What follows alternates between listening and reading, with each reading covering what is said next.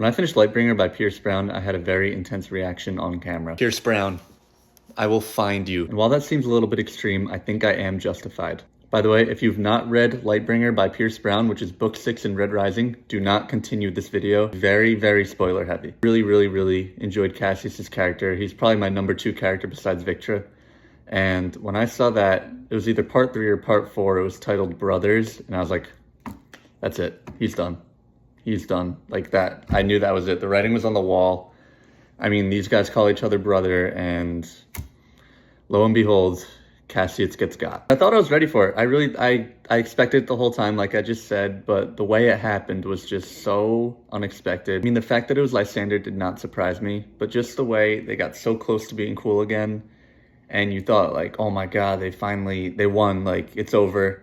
They're gonna figure this out. Everything's gonna be okay in book 7, or at least they'll work towards that point in book 7, and then, of course, Lysander just has to have a power trip again, really wants this biohazard nuclear world-ending weapon, and Cassius's honor won't stand for it, and we know the rest. And as I reflect on this book, I start to enjoy it more and more, but in the moment, I honestly did not love it. And I know a lot of people are gonna flame me for that, because for most people I've seen on here, Lightbringer's their favorite, if not their second favorite book in the whole series.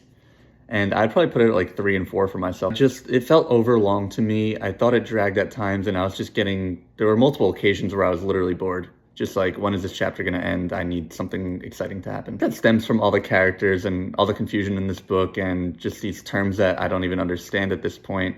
There's just a lot going on all the time, and when they really get into strategy and discussing how other people are moving in certain spots, I just get lost. There's a lot more of that in this second set of books than there was in the first trilogy. So I think I might have just felt a little bit bogged down by the end. Overall, I did like Dark Age better than Lightbringer. I know Dark Age kind of relies on shock value a lot. It's a really dark, grim book. Like, the title fits it perfectly. There's a thing that happened with Victra, and there's a Day of Red Doves. But that's the kind of thing that keeps me going and keeps me engaged in a book.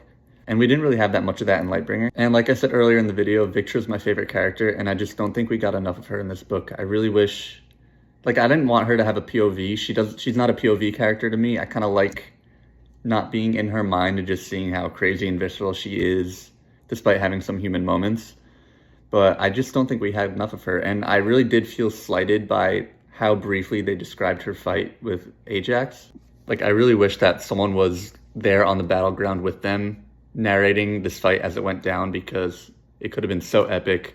That's 2 really high-powered, high-level characters going at it, and it's kind of just like written in a paragraph or 2. I don't know, that really frustrated me. Yeah, while there were some things that I didn't like, looking back and in the moment, there was some stuff that I absolutely loved. To me, Pierce Brown just never runs out of ideas in terms of combat scenes and crazy things that the characters pull off. I mean, Darrow living in that beast for 3 days, I forget the name of the beast, but he lived in it for 3 days before revealing himself to Fa was just, oh my lord, that was incredible. Yeah, Pierce Brown he always comes up with stuff. I can't wait to see what he comes up in book 7 with something like that. I was just amazed by that part. Lysander's fight with Roan, absolutely epic. That spanned like 10, 15, 20 pages. I don't even know, but I was so locked in for that fight. Probably the most locked in I've ever been for a fight in a book.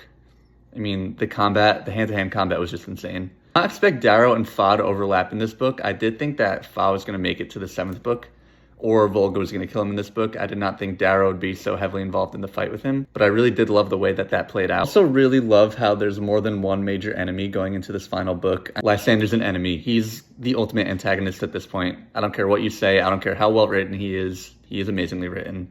He is an enemy. I don't think he has any redeeming qualities. He is a tyrant. He is evil. He totally goes against everything he says about honor. He's a bad man. But yeah, so we have Lysander. We still have Atalantia. I can't wait to see what she's going to pull off in this book. And we still have the Abomination. I think he'll be more of a side villain, with Atalantia and Lysander being the 2 main villains, but it'll still be really cool to see how that plays out. Overall, I really like the book. I got a little bit bored at times. I think it was a little bit too long. I'd probably rank it 3rd or 4th. I have to think. It might actually be 4th. If I'm thinking, I'll have a ranking video come out at some point, but really good book. Not perfect for me. Still thoroughly enjoyed it for the most part. Cannot wait to see what Pierce Brown does with Red God. I'm still mad at him for what he did to Cassius. I give it 8.5 out of 10. Oh, and one last thing. did not appreciate the steps backward that Volga took in this book. I mean, Pierce Brown wrote it really well, but I don't think it makes sense for her character. She really got brainwashed, and yeah, Ephraim didn't have her brainwashed. She kind of saw him as a father figure, but Fa really got her brainwashed, and I mean, and that's what the thing about Pierce Brown is, he really does catch you off guard, so I do have to give him credit. I fully expected Volga to be chasing Fa, and like we'd be hearing her point of view about how she's getting to him, or we'd be hearing third-person stories about how she's getting closer to him and how she's pursuing him, and he kind of just pulls the rug out from under us, and she's on his side, and that was shocking. Didn't love it. Still, like I said, I like shock value. That caught me off guard, but I do wish she was handled a little bit better. She's on our side for book 7, I think.